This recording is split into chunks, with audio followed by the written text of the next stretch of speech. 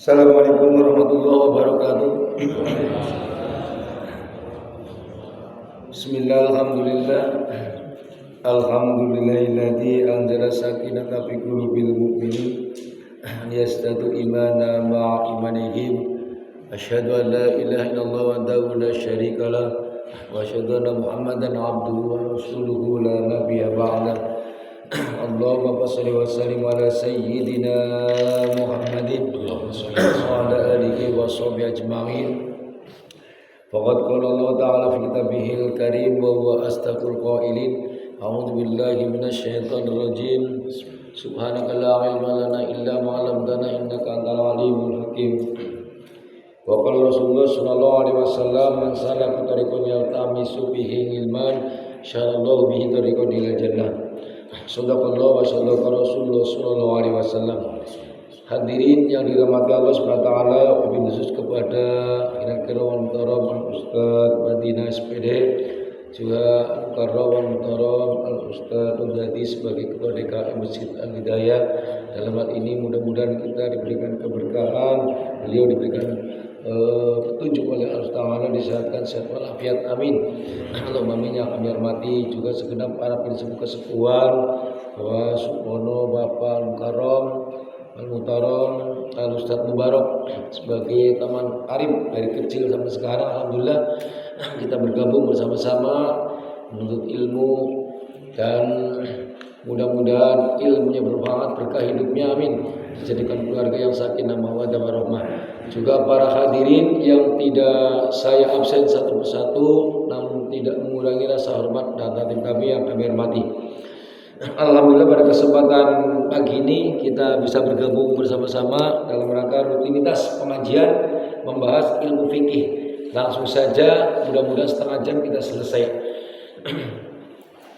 Hadirin hadirat yang dirahmati Allah Subhanahu wa taala, ini mulai menyampaikan nomor 24 ya Pak, semak. Kita baca dulu. Ini fikih. Ini enggak selesai-selesai. Kalau ini WA biar ada ke depannya biar cepat, ntar bisa di fikih takrib atau ta'limul ta'lim atau surah taufik atau inganatul tolibin, terserah. Ini yang penting dibahas fikih, bisa diselingi dengan akhlakul karimah, yaitu kitabnya Akhlakul Banin. Terus ta'limul ta'lim yang sangatnya luar biasa, membahas tentang kehidupan perilaku baik yang muda maupun yang tua, terutama yang muda. Itu Akhlakul Banin kitabnya, atau kitab Ta'limul Muta'alim di atasnya. Itu membahas. Terus fikih setelah sulam munajat bisa membahas takrib atau faltul qorib ya. Terus bisa naik ke atas ya mudah-mudahan panjang umur juga ya. Kita niatnya baik ya, bisa meningkat. Kalau ini ketemu hukum, di sini usulam topik begini, di takrib bagaimana, terus di fatul mungkin bagaimana, itu ada fatul wahab sampai inganatul tolibin bagaimana, sampai ya ulumuddin. Itu pembahasannya beda-beda, tapi tujuannya sama, cuman kadang ada yang dibeberkan lebih luas ya, cara pembahasannya kehidupan, atau yang ringkas. Ini kalau sulam topik, kalau sapina ya ringkas. Insyaallah. Ini mulai faslun, ada faslun bab yang menerangkan pasal babus suruh di sholat ya, bab yang menerangkan sholat. Ini nggak bawa kitab kuning ini. Jadi bab menerangkan beberapa syarat-syarat sholat. Syarat, apa arti syarat? Syarat adalah kita sebelum menjalankan ibadah wajib harus ada syaratnya. Syarat ada perlengkapan dari sebelum rukunnya sholat.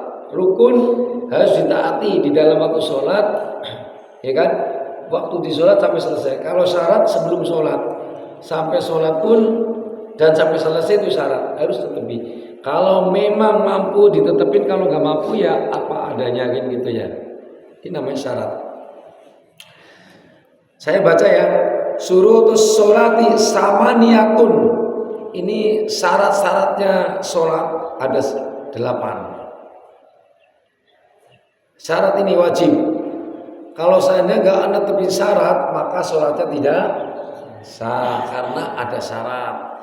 Bapak syarat mau melamar pekerjaan harus ada kartu kuning, ada lamaran kerja, ya kan? Ada riwayat, ada ijazah sama. Kalau nggak netepi seperti itu ya nggak diterima. Terkecuali jalan alternatif, oh lewat si A, B bisa langsung masuk. Lewat Ustadz Madinah langsung masuk, dia terkenal di seluruh PT Alham. Nah, di sini juga terkenal di daerah sini termasuk Ustadz ya pendamping pengoncang dunia. Alhamdulillah, kuasai ilmunya yang ilmunya manfaat, amin. Hadirin yang dirahmati Allah SWT, ada 8 ya Pak syarat-syarat yang kita dilakukan sebelum melaksanakan sholat wajib, sholat sunat, ibadah. Ini di kitab Sulam Munajat, Safinatun Najat. Safinatun Najat artinya andanya pitulung, tangganya pitulung. Berarti ini apa dari mulai awal naik menjadi supaya kita menjadi pertolongan Allah Subhanahu wa taala benar. Ini toharatun, yang pertama adalah suci. Suci dari mana? Al-hadatsaini, suci dari 2 hadas. Nih, Pak. Di sini diterangkan ada 2 hadas. Ya, ada 2 hadas, hadatsaini 2 hadas, 1 hadas kecil, 2 hadas besar. Apa hadas kecil itu? Termasuk kentut. Hadas kecil nih, terus kencing. Termasuk beol. Ini ngomong salah ya Pak, tapi benar ya, supaya jelas ya, fikir jelas. Hadas yang kecil. Jadi Bapak kalau kentut ya batal. Jadi kalau sholat harus wudu. Kalau seandainya udah wudu terus kentut, sholat baik, nggak ada syarat.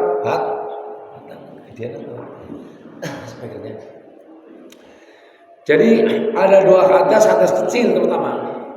Terus lagi hadas yang kira-kira tidak kentut, tidak kencing, tidak beol, tapi nyenggol istrinya, ya Pak, nyenggol istrinya atau nyenggol anak yang sudah balik. Bapak punya anak angkat dulu gak disusuin sama ibunya, mohon maaf nih. Seandainya ini neraka yang lebih luas ya Mas Anda. Punya anak angkat laki-laki atau perempuan. Setelah balik dari kecil itu gak disusuin. Ya cuma di anak doang, itu gede batalin Pak, bahkan bisa dinikah. Yang bisa dinikah itu enggak Tuhan muhrim, artinya ya yang batalin itu, yang bisa membatalkan itu bisa menjadi istri. Nah caranya gimana prosesnya? Kalau seandainya anak angkatnya disusuin walaupun sekejap atau setegukan aja. Setegukan. Air berupa apa yang penting udah pernah disusuin. Anak itu lah sudah termasuk adalah anak kandung ada 3. Ada anak anak kandung tunggal muhrim, artinya 1 ibu. Anak kandung tunggal susun. Tunggal susun itu orang lain disusuin. Itu jadi anak. Lah besok nggak batalin, dinikah nggak boleh. Seandainya bapak nih, mohon maaf nih, ibu, istrinya bapak nyusuin anaknya tetangga. Seandainya nih, bapak nangis baik karena nangis baik, ibunya lagi pergi disusuin. Nah itu disusuin 1 kandung itu nggak boleh nikah. Bahkan pun ibu bapak itu udah nggak batal. Terus seneng dinikahin kayak sangkuriang nggak boleh. Nah, ibu-ibu hati-hati. Seandainya nyusuin orang lain, ingat-ingat itu nyusuin si asadnya namanya Sabrini.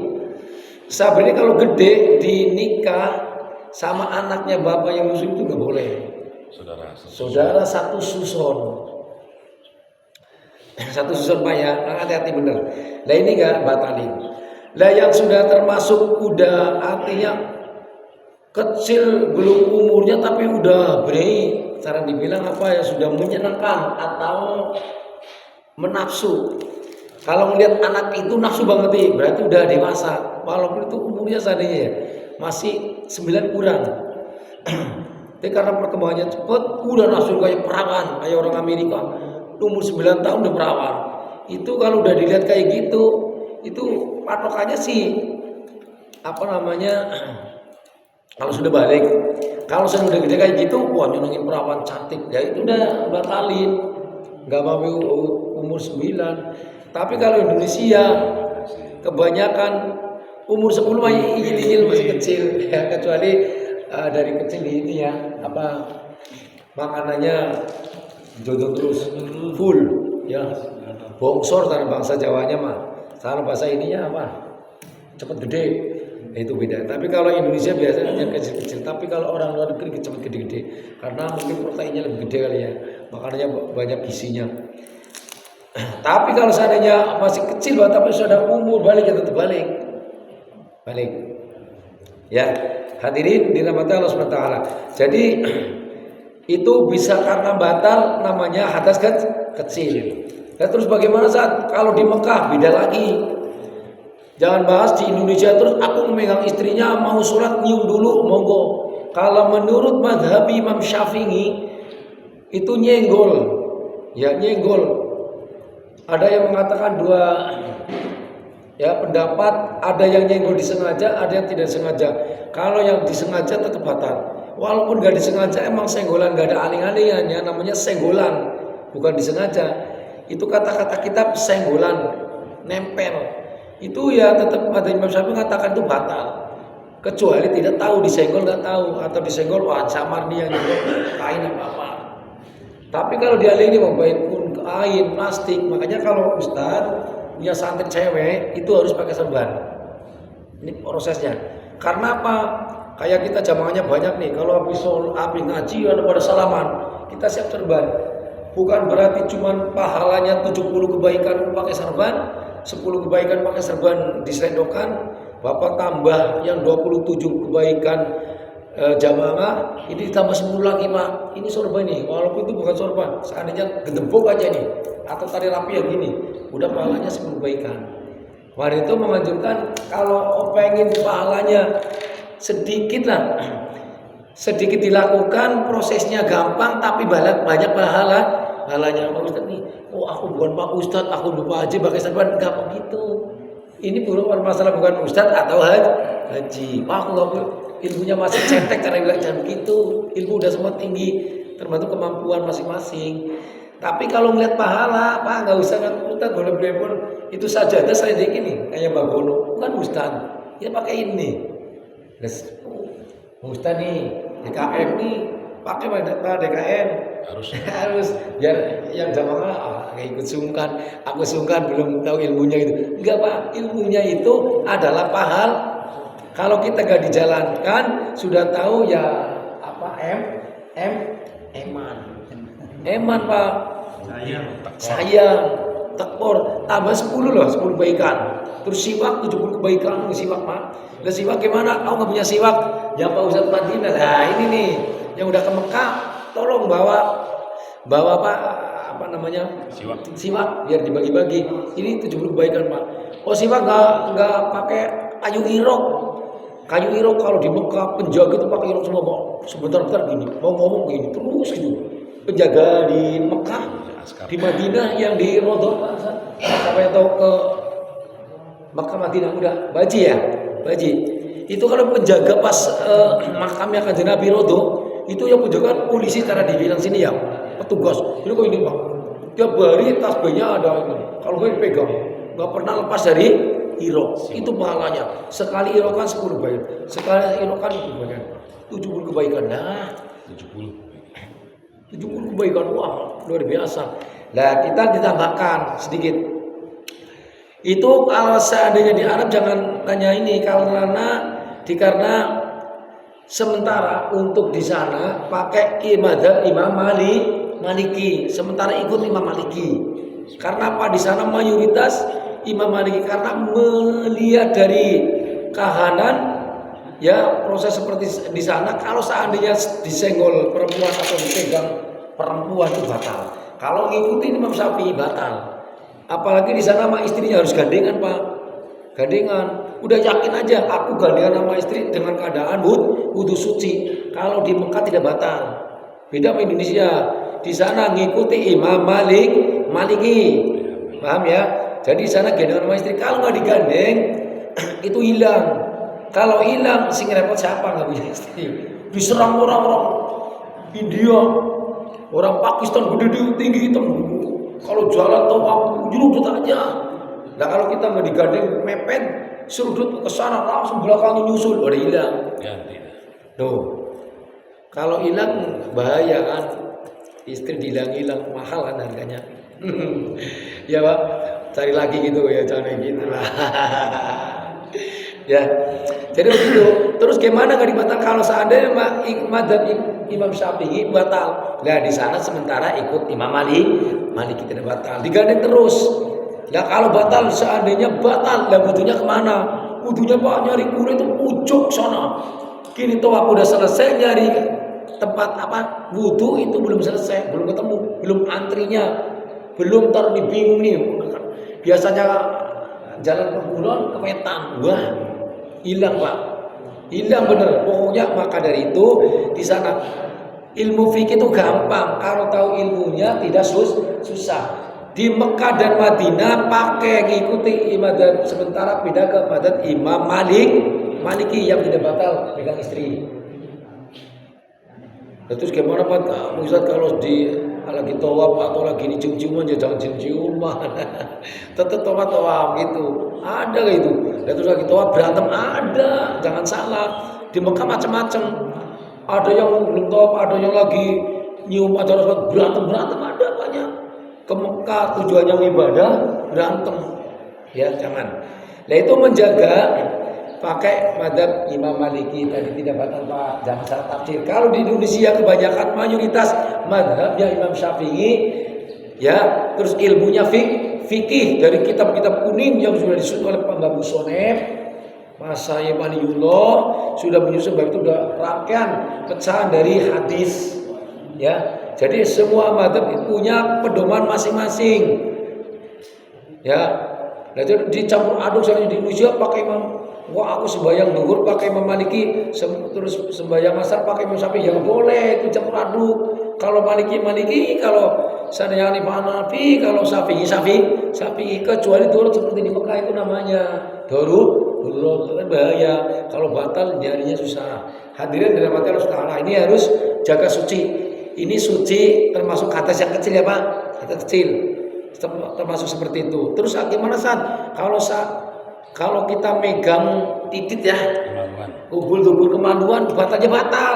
Nah kalau batal gimana? Kayak ibu-ibu atau bapak-bapak nyebokin anaknya, baik perempuan maupun laki-laki, pakai tunggungnya Pak. Yang dibatalkan megang kemaluan itu adalah telapak tangan. Nih mohon maaf nih, praktek. Telapak tangan bagaimana dalamnya, artinya telapak tangannya seperti ini nih. Kalau sini udah tertempuk ini telapak tangan, enggak apa-apa. Seandainya nih mau nyebokin anaknya dijepit kontolnya nih, ya dijepit. Ya nggak batal Pak, jepit ini nih, itu dicebokin pakai lehernya ini seandainya, nggak batal. Kecuali pegang ini batal. Terus pakai ini nggak batal, nyebokin kayak gini aja nih, atau dijepit ini. Nah ini telapak tangan, dalamnya telapak tangan nih, ya paham ya. Jadi kalau nyebokin pakai punggungnya, nyebokin anaknya, perempuan laki-laki pakai punggungnya. Lah bapak juga megang gatal ya pakai punggungnya, jangan pakai ininya, digaruk-garuknya batal. Punya bapak pakai punggungnya gini garuk. Ini telapak tangan. Kalau kaki enggak, telapak tangan doang. Terus kaki gimana garuk-garuk ya monggo, batal. Ya megang kemaluan atau. Nah sekarang gimana Pak kalau aku megang kemaluan kucing gimana? Atau kemaluan kambing atau burung atau kerbau sapi nggak batal. Yang batal adalah termasuk kubul adami putra anak Adam manusia. Ya kalau kambing dicebok-cebok gini seandainya ya nggak batal, itu hewan. Ya paham ya Pak? Ini hadas artinya yang batal kecil. Yang hadas yang kedua adalah hadas gede, mandi Pak. Junub. Kalau seandainya junub, ya itu mandi besar harus. Lah Pak Ustaz sama sekali nggak ada air, ya mandi besarnya pakai tayamum sama. Terus dingin penyakit nggak bisa mandi besar tayamum. Jadi seandainya gampang kan, mandi besar itu kalau sudah keluar mani. Kalau keluar mati nggak apa. Contoh, keluar mati itu yang warnanya bening, ya, coer. Ada yang warnanya budak, coer itu mati apa mati itu nggak wajib mandi. Tapi najis harus dibersihkan. Tapi kalau mani wajib mandi, tapi maninya suci. Kalau nggak suci jadiannya gimana? Makanya Allah sudah Maha Tahu, Maha Rahman dan Rahim. Menurut hadis itu, kalau seandainya maninya najis, ya jadi anak najis. Berhubung maninya manusia itu suci, jadi anak suci. Paham ya? Nah kalau suci, ya udah apa namanya suci. Ya.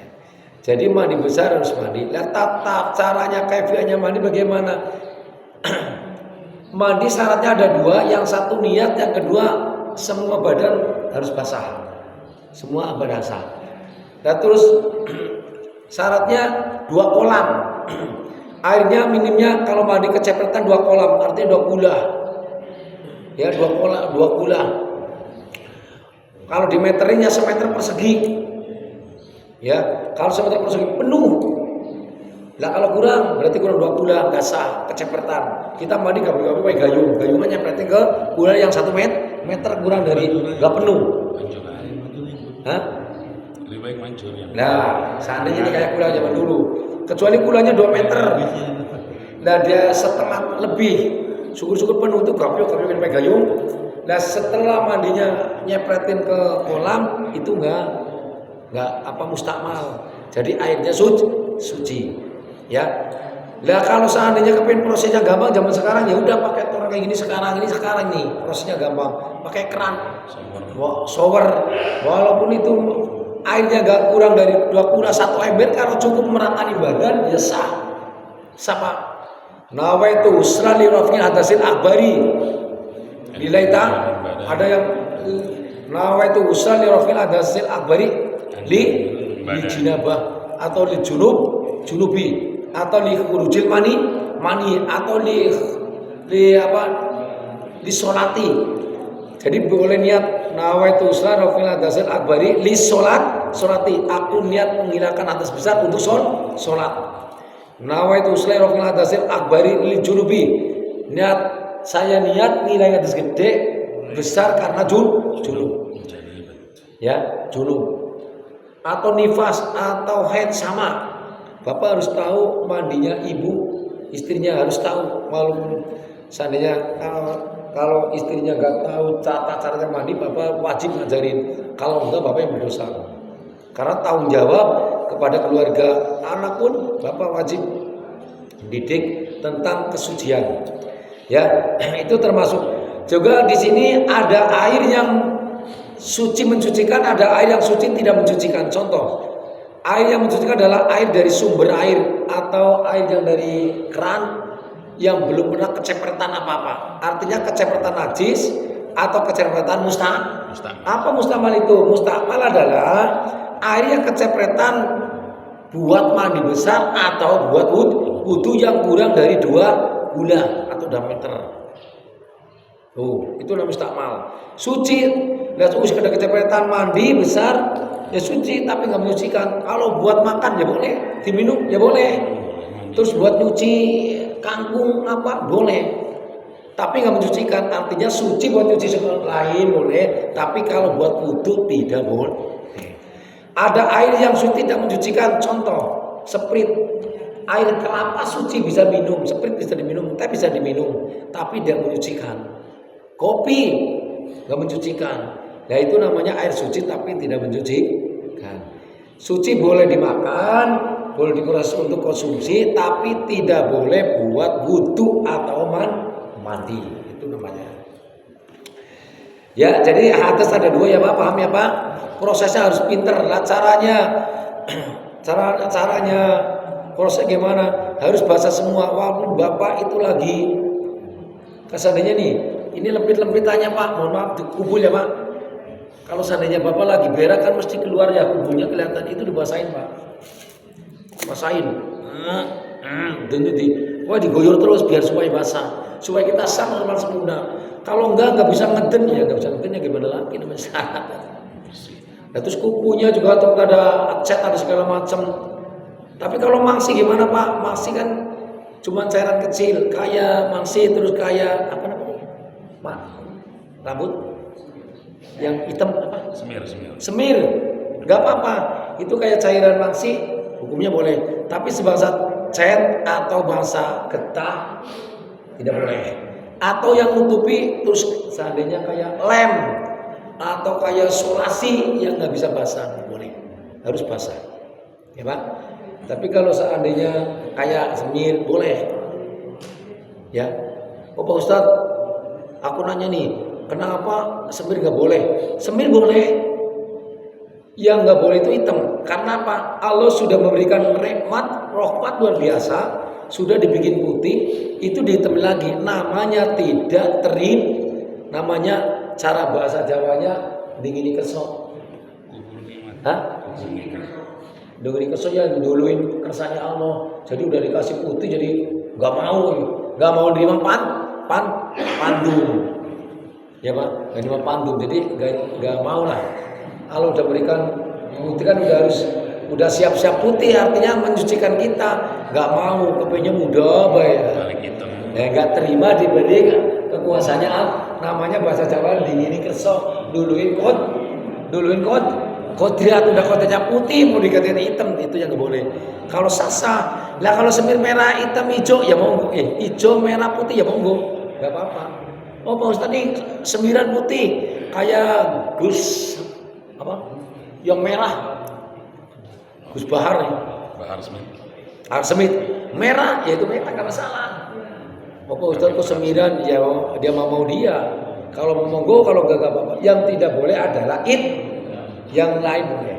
Ini menurut Sulam Taufik, kitabnya di Sulam Taufik, Tasawuf namanya. Kita belum buat. Nah itu termasuk ada sedikit.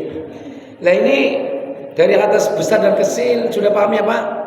Cara prosesnya harus diberi semua, harus niat. Udah mandi nggak niat?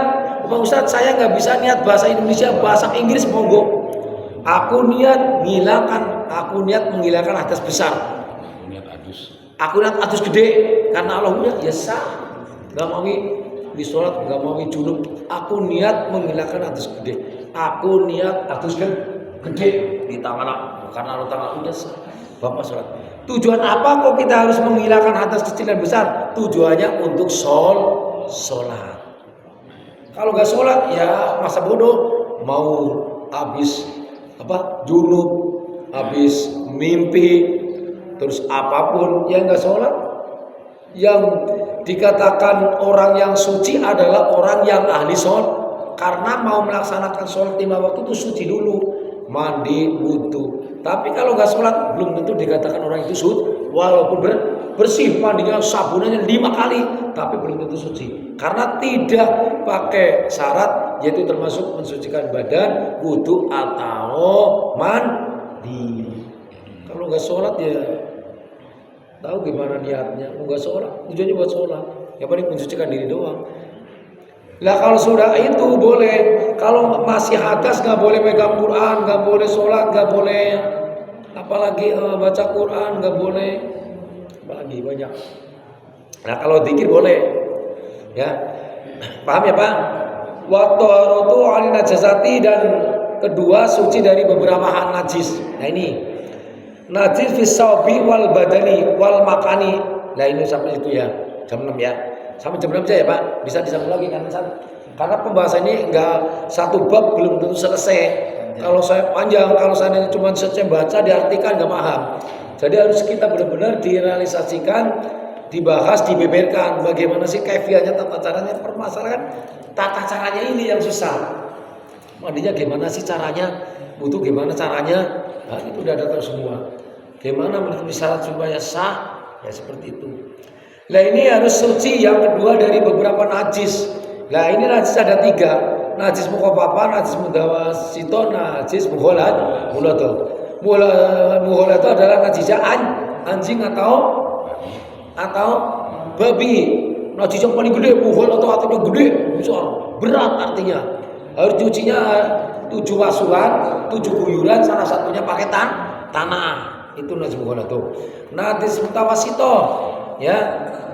Najis mutawasito ada najisnya kayak telek, yaitu kena telek darah, makanya yang punya burung hati-hati Pak. Mohon maaf nih ya, saya punya burung masalahnya, banyak postingannya burung. Apa tadi? Setelah wudhu kita pegang sangkar. Ini nih ya Pak, proses. Kalau keadaan kering, semua kering nggak masalah. Tapi habis wudhu kadang-kadang ada basahnya. Kalau pas sangkarnya ada basahnya atau kecepretan airnya basah ke sangkar, yang gampang aja nih ya, atau kucing, sangkar-sangkar yang di rumah, itu kalau udah nempel Pak, kalau udah wudhu, tolong untuk menjaga kesucian, cuci lagi. Bukan wudhu lagi, udah wudhu, megang sangkar, takutnya sangkarnya banyak teleknya kan nggak kelihatan ya. Udah dihukum itu banyak najisnya ya karena tainya burung nyipret. Gini, pegang. Setelah udah wudhu terus cuci lagi. Kalau seandainya nggak dicuci, takutnya ada najis nempel buat sholat tidak sah.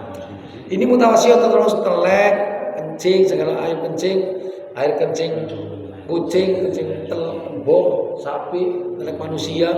Nah itu najis. Najis mutawasito yang bersihannya gampang. Najis mukhafafah ada najis mukhafafah, najis paling ringan. Najis paling ringan adalah najisnya, kencingnya atau beraknya anak yang belum 2 tahun atau belum makan nasi. Udah 2 tahun tapi makan nasi makan pisang ya sama. Udah termasuk mutawasito. Belum nasi. Zaman dulu kalau belum 2 tahun belum makan pisang dikubur. Zaman dulu. Nah kalau sekarang umur sebulan aja udah pakai. Makan susu, minum susu dah.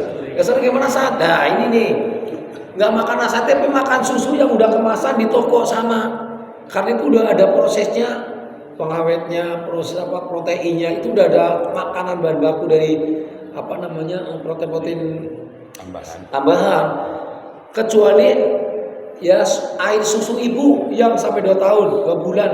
Itu seandainya belum makan nasi, nah itu seandainya kencingnya diguyur doang, udah sah. Bapak ini kena kencingnya anak, makanya bapak luar biasa punya cucu kencingin namanya tegean, jadi luar biasa.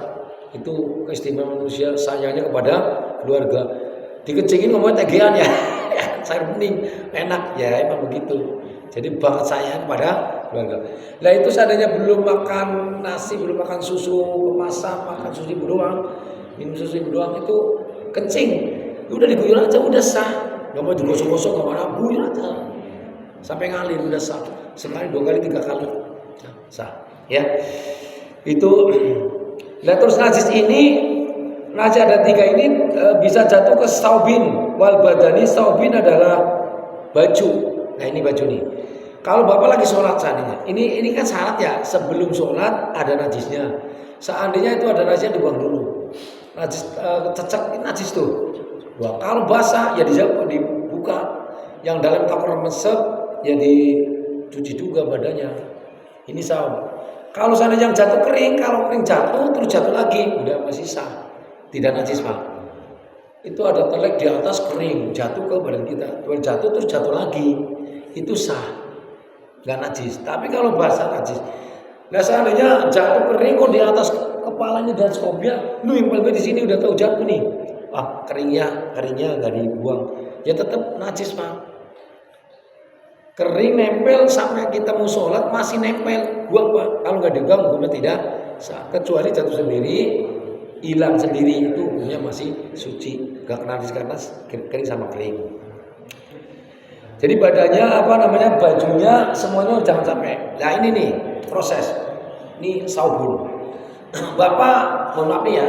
Bapak kencing, mohon maaf. Saya praktek ya Pak, praktek kencing. Mohon maaf nih ya. Kencing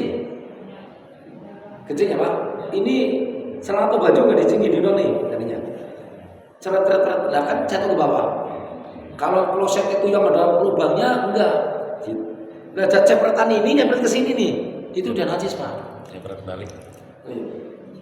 Itu di lantai atau seperti terus ininya nyepet ke sini seandainya karena kenceng, ini nggak dibasah, najis Pak. Terus yang dasar lagi kalau sudah Bapak berak di kolam empang ya Pak, berak dari atas, nah ini airnya nyepet ke atas, itu udah najis Pak. Najis. Ya najis, hati. Tapi namanya lagi berak kan najis semua ini. Bersih sekali ya. Seandainya cuma cebok doang yang kecepetan ini seandainya nggak dibasah. Tapi kan sunahnya pipisnya jongkok satu pegang sendiri. Nah sunahnya berdiri. Seandainya ini yang sekarang kan disediakan untuk berdiri yang ada lubangnya itu ya. Seandainya nih prosesnya. Tapi bagusnya jangan kalau bisa di kamar mandi yang jangan berdiri. Jongkok. Ini kok jongkok. Karena itu ada kesehatan luar biasa, katanya ada dari dokter mengatakan kalau kita kencingnya jongkok itu bisa menghilangkan kotoran-kotoran, penyakit-penyakit di dalam tubuh. Tapi kalau berdiri masih ada yang tersisa. Termasuk kanker prostat. Termasuk kanker prostat itu Dicegah karena pipisnya. banyak orang yang kencingnya berdiri. Apalagi mohon maaf nih, saya juga supir nih. Ya kalau supir juga kalau saya nyari pinggir jalan tol saya jongkok. Pakai aqua gini atau di tegak kecuali yang itu kalau jongkok nggak bahaya. Contohnya kalau saya jongkok kecepetan najis, ya kayak saya yang udah lubang itu ya nggak bisa jongkok kan, ya tetap di lubang yang masuk situ tuh, itu bersih. Nah itu proses seandainya berdiri kita kecepetan harus berdiri basuh semua Pak. Makanya dicincingin yang paling tinggi, syukur-syukur di dalam tuh dilepas semuanya. Mohon maaf nih, dilepas semuanya sama dalamnya, sama-sama diguyur, udah diceboki itu diguyur semua, bersih semua. Lantainya disiram lagi set. Jadi kita ngecek nah ini. Takutnya mohon maaf nih, kita lantainya masih ada najisnya, cuma diguyur, digayur. Ini masih jalan ke sini. Nah terus ini seandainya ya sarungnya atau celananya dilepas dipakai. Ini masalah makanya masih ada najis juga. Udah rumit. Masalah tohar mah rumit. Ya, ini termasuk saub takut pada kecepratan ataupun nih yang tadi saya bilang nih, takutnya nih yang biasanya kucing ya itu kadang-kadang takutnya badan ada najisnya atau burung atau ayam sudah nyepertin kita, hati-hati. Ayam gubuk ya seandainya basah terus gini gebok ya atau anjing gebok. Dan nyepet itu juga hati-hati, harus hati-hati, takutnya ada najis di bulunya kita kecepretan. Pokoknya benar-benar saum.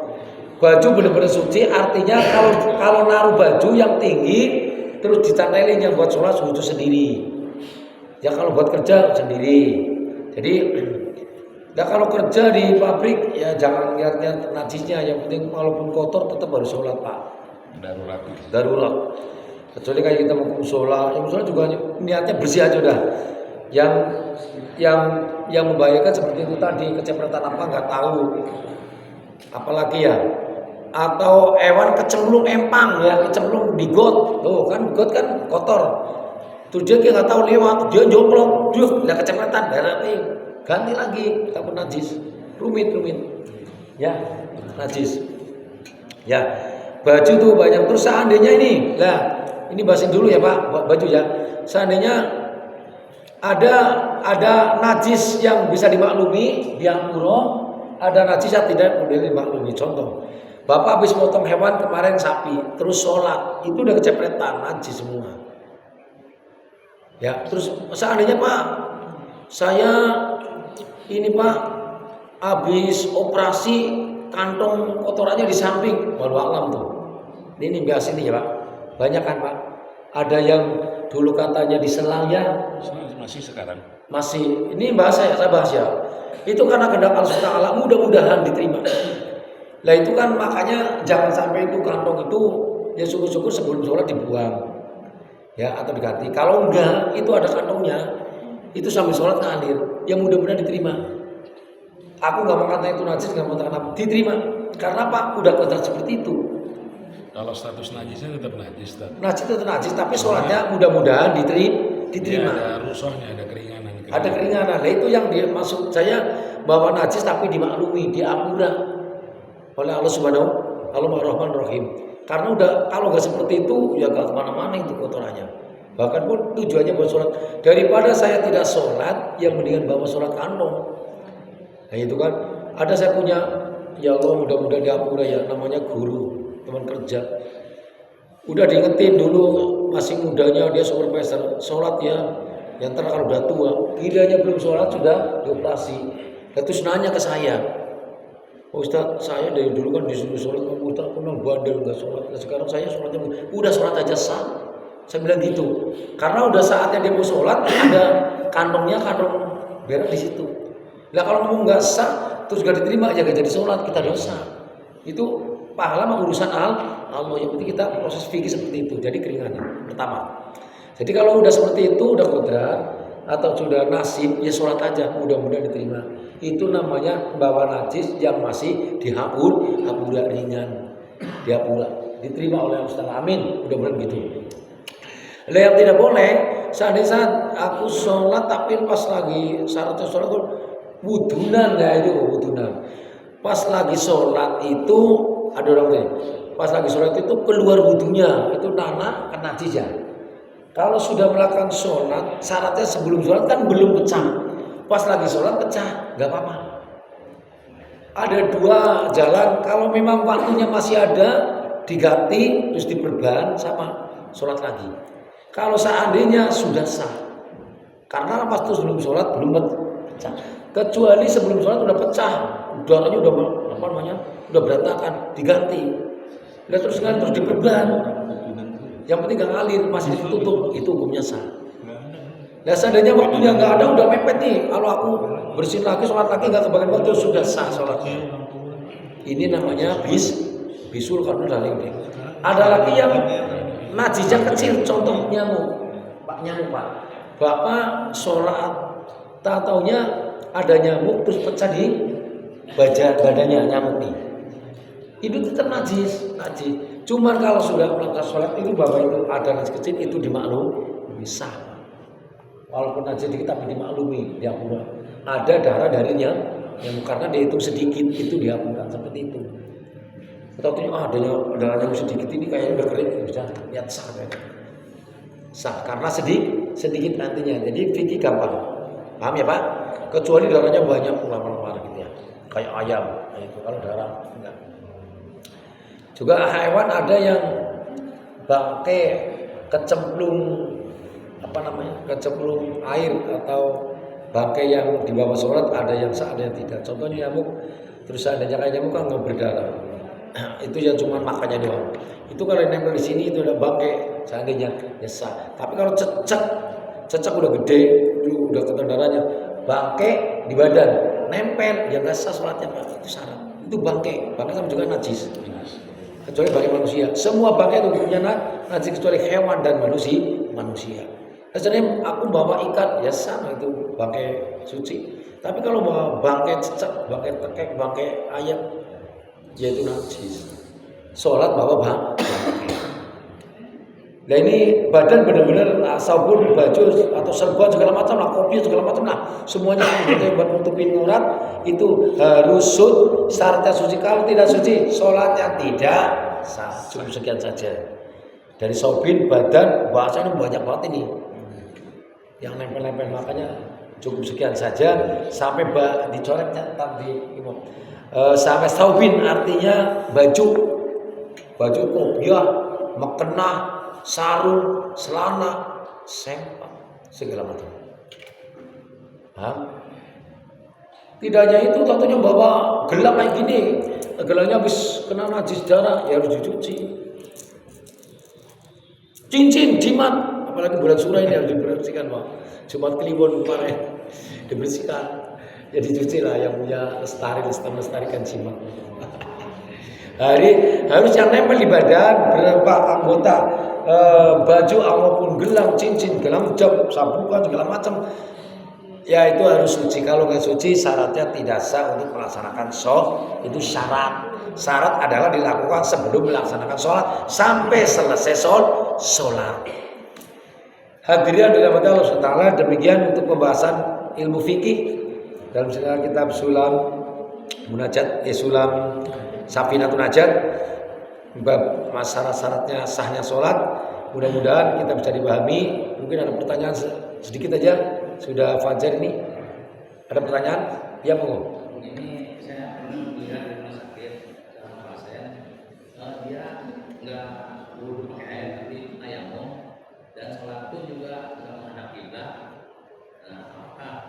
itu sah atau enggak? Ya, boleh.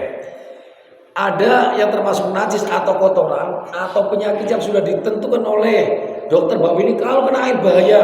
Pertama ya. Jadi harus tayamum. Nah, tayamum bagusnya nih. Seandainya bagusnya itu madhab kiblat. Tayamum madhab kiblat. Dan terus walaupun sebelah kiri tetap madhab kiblat badannya. Itu syarat. Kalau nggak bisa sama sekali tayamum cuma gini loh, ya nggak masalah. Itu kan syarat. Ya. Dan terus seandainya aku sholatnya nggak madhab kiblat sah. Yang penting udah niat karena itu keadaan sakit tidak boleh di mana-manain, tidak boleh geser segala macam. Udah ketentuan dokter itu sudah punya sah. Walaupun gak madhab kiblat sah Pak. Sholat di tempat aja, kayak di mobil menghadap kiblat kemana udah niatnya menghadap kiblat, tapi keadaan fisiknya tidak menghadap kiblat tentunya sah. Yang penting sudah niat menghadap kiblat sama. Itu udah ditentukan dokter, gampang. Yang saya sering lihat itu nanjangnya ada justru yang ini juga sah. Ya, sah. Di sini Kondisinya dari sah. Sah. Sah ya. Kalau bisa merubah posisi kakinya gitu. Emang dia yang semua pasien kan pakai itu sah. ya udah. Ya, bisa sih untuk merubah posisi gitu. Kalau seandainya merubah posisi bisa, tapi udah tentukan bapak dokter udah menyentuhkan ranjangnya begitu. Kalau geser kan jadi apa namanya ya? Jadi ganggu yang lain segala macam. Udah di tempatnya aja ataupun ada berapa sah. Niat aja niat yang penting nang kiblat walaupun posisi tidak madhab kiblat sah aja Pak, sah. Daripada tidak Kalau ulama nambahin dalam niat itu mustaqbilal kiblati. Nah, Jadi niat menghadap kiblat. Itu tuh ulama nambahinnya begitu. jadi niatnya tetap menghadap kiblat walaupun fisiknya tidak. Sama ketika kita berangkat umroh di pesawat kan sama juga. Iya, niatnya menghadap kiblat Kiblatnya walaupun menghadap. menuju ke sana. Atau misalnya kita pulang kampung naik kereta sama. Sama. Walaupun menghadap pelakunya ke sana ke sini sama. Oke diperkuat dengan mustaqbilal Kiblat. kiblat. Yang penting ada niat menghadap kiblat. Penguatannya di situ. Bang dua sana begitu. Jadi udah niat kiblat insya Allah sah, tidak sah, tetap sah. Demikian, terima kasih sudah lebih dari 15 menit. Cukup sekian, bisa ditanyakan besok bahan-bahan pertanyaan, bisa ditanya lagi. Tadi Mirja agak lama saja, nggak apa-apa. Yang penting ibadah. Ngaji juga niatnya ibadah, sholat juga niat ibadah, wirid juga niat ibadah. Mudah-mudahan ibadah kita diterima oleh Allah Subhanahu wa Ta'ala. Mari kita bersama doa bersama yang mudah-mudahan apa yang kita niatkan pada kesempatan ini pagi ini niat dengan baik dalam memberikan keberkahan hidupnya, panjang umur, rezeki, sehat walafiat, terutama dijauhkan dan jauhkan dari segala musibah, segala malapetaka segala kita, dan mudah-mudahan dilancarkan usahanya, dimudahkan usahanya, dijadikan keluarga sakinah mawaddah warahmah, dijadikan anak yang soleh dan solehah. Ilaihi anta maqsudur taqabbal bi'amati dan Muhammad wa biqurbi wa bi rahmatika rahmin Allah syahidina Allah samina al-hadirin ya Allah summa inna rahmatan jazat badarihim jama'ana Masjid Al-Hidayah antu salim antu hamid antu fat antu syafa antu barak antu karam antu sa'adah antu salam fid dunya wa dunya wal akhirah Allahumma inna as'aluka bihaqqi ma qultuhu min hadhil kalimati ya Allah ya Allah ya Allah ya Allah iktiha wajana ya Allah fid dunya wa dunya wal akhirah wasahhil lana wa qub lana wa layyin lana quluba ibadi ajmain bihaqqi bismillahirrahmanirrahim Allahumma shalli ala sayyidina Muhammad wa ala ali sayyidina Muhammad Allahumma shalli ala sayyidina Muhammad wa ala ali sayyidina Muhammad Allahumma shalli ala sayyidina Muhammad wa ala ali sayyidina Muhammad Allahumma inna a'udzubika bi kalimati la tamati min awfil absari wa min dairil bari bi nafsi wa dami wa la min juludi wal uruqi wal idami subhanaka taqaddu wa amrun ayakul lahu kun fayakun Allahu akbar Allahu akbar Allahu akbar bi rahmatika ya rabbal alamin wa sallallahu ala sayyidina Muhammadin wa ala alihi wa sahbihi walhamdulillahi rabbil alamin sirril fatihah a'udzu billahi minasyaitonir rajim bismillahirrahmanirrahim Alhamdulillah alamin maliki yaumiddin iyyaka na'budu wa iyyaka nasta'in ihdinas siratal mustaqim siratal ladzina an'amta 'alaihim ghairil maghdubi 'alaihim waladdallin amin amin ya rabbal alamin. Demikian atas tausiah pada kesempatan ini pagi, mudah-mudahan bermanfaat bagi kita sekalian. Amin Allahumma. Kurang lebihnya mohon maaf. Terima kasih. Assalamualaikum warahmatullahi wabarakatuh. Waalaikumsalam warahmatullahi wabarakatuh.